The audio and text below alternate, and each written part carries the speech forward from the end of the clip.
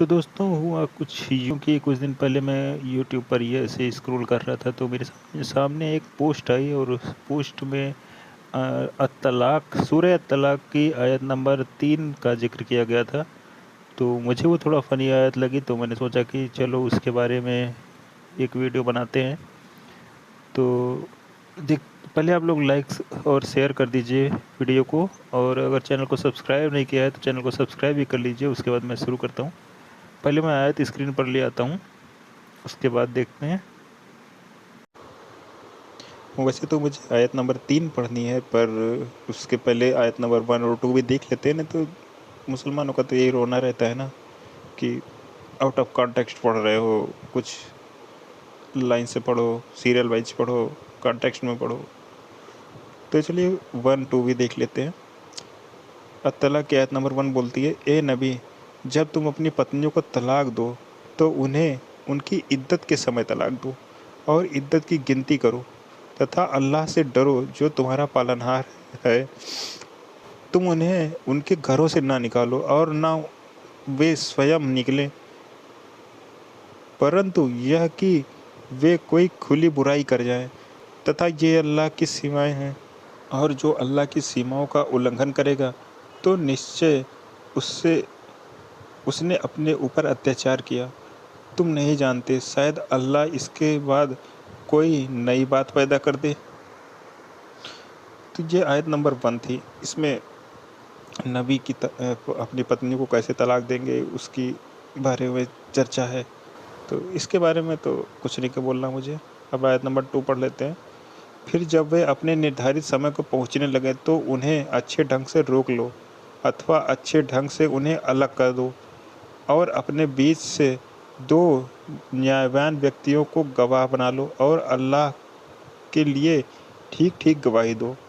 इस हुक्म की उसे नसीहत दी जाती है जो अल्लाह तथा अंतिम दिवस पर ईमान रखता है, और जो अल्लाह से डरेगा वह उसके लिए निकलने का कोई रास्ता बना देगा। तो अल्लाह इसमें भी अपनी पुरानी फर्स्ट आयत में जो बात कर रहा था तलाक, उसी के आगे की इसमें बात करता है कि अगर कोई कि जब इद्दत समाप्त होने की कगार पर हो, तब उसके बाद मतलब समाप्त होने के बाद यदि अगर चाहें तो पत्नी को वापस ले आएँ या फिर पत्नी को हमेशा के लिए तलाक दे दें। तो इस बात पर तो मुझे कुछ नहीं बोलना है। अब चलते हैं दोस्तों हम आयत नंबर 3 की तरफ और देखते हैं कि उसमें क्या लिखा हुआ है। और तो मैंने आयत नंबर 2 और आयत नंबर 3 दोनों साइड बाय साइड लगा दिए हैं, और आप देखेंगे कि आयत नंबर 2 का एंड जहाँ पे हो रहा है, आयत नंबर 3 की शुरुआत उसी की कंटिन्यूटी में हो रही है। जैसे कि और जो अल्लाह से डरेगा वह उसके लिए निकलने का कोई रास्ता बना देगा। इसके बाद आयत नंबर 3 में कंटिन्यू होता है कि और उसे वहाँ से रोज़ी देगा जहाँ से वह गुमान नहीं करता। तो दोस्तों इसमें देखने वाली बात ये है कि अल्लाह वहाँ से रोज़ी देगा जहाँ से जो व्यक्ति है वो गुमान नहीं करता। मतलब अल्लाह की एक शर्त है कि व्यक्ति जहाँ से गुमान करेगा वो वहाँ से रोज़ी नहीं देगा। यहाँ गुमान का अर्थ है कि इमेजिन करना या सोच रखना कि यहाँ से कुछ मिल जाए, यहाँ से मुझे कुछ मिल सकता है ना? कुछ फ़ायदा हो सकता है। तो जहाँ से भी व्यक्ति चाहेगा वहाँ से नहीं मिलेगा। अल्लाह का ये मतलब अजीब सी शर्त है अल्लाह की कि जहाँ से भी व्यक्ति को लगेगा कि यहाँ से मुझे रिज़्क मिल सकता है, अल्लाह वहाँ से नहीं देगा। क्लियर बोल रहा है अपने आप में, और उसे वहाँ से रोज़ी देगा जहाँ से वह गुमान नहीं करता। दूसरे लोगों का भी ट्रांसलेशन देख लेते हैं इसमें। और उसे ऐसे रास्ते से रिज़्क देगा जिधर उसका गुमान इमेजिनेशन भी ना जाता हो। मतलब व्यक्ति की इमेजिनेशन जाती ही नहीं वहाँ की यहाँ से मिलेगा, अल्लाह वहीं से देगा। अल्लाह किसी ऐसी जगह से नहीं दे सकता कि जहाँ से व्यक्ति इमेजिन कर रहा हो। और मुझे तो लग रहा है दोस्तों इतने लोग जो दुनिया में भूखे मर जाते हैं, इतने लोग जिनके पास रोजी रोटी का सामान नहीं है, पैसे नहीं है, गरीब हैं लोग, है ना, खाने के लिए मोहताज हैं। और कभी कभी बाढ़ आ जाती है, कभी सूखा पड़ जाता है और आग लग जाती घरों में, लोग तरसते हैं चीज़ों के लिए।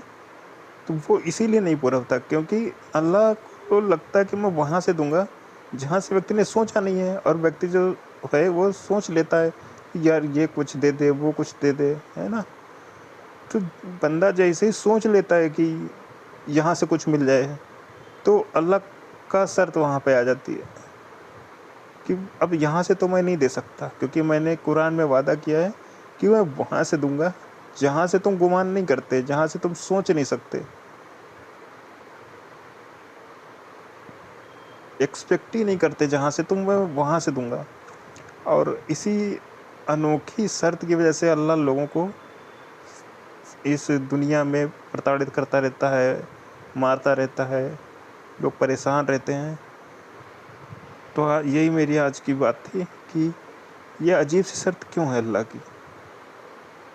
ऐसी शर्त होनी चाहिए क्या? अरे आप अल्लाह हो तो हो, लेकिन आप जहाँ से भी बन रहा है वहाँ से दे दो ना बंदे को। ऐसा क्या है कि नहीं, वो इमेजिन नहीं कर सकता जहाँ से मैं वहीं से दूंगा?